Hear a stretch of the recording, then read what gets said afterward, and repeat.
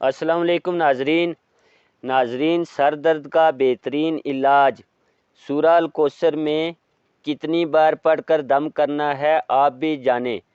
سر میں درد ایک ایسا مسئلہ ہے جو ایک بار شروع ہو جائے تو بڑی بے چینی پیدا کرتا ہے اور انسان کو نکارہ بنا کر رکھ دیتا ہے۔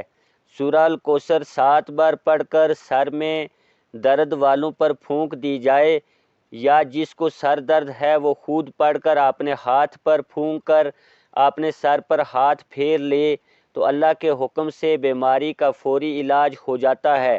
سورہ الکوثر کے بے شمار طبی فائدے بھی ہیں، اس کی برکات کا شمار ان گنت ہے۔ یہ وہ سورہ مبارکہ ہے جو بلائی، خیر کثیر اور عوض کوثر کی نعمتوں کا ذکر کرتی ہے۔ بے اولاد حضرات روزانہ 500 بار پڑھ کر دعا کیا کریں تو ان کو اولاد نصیب ہوگی۔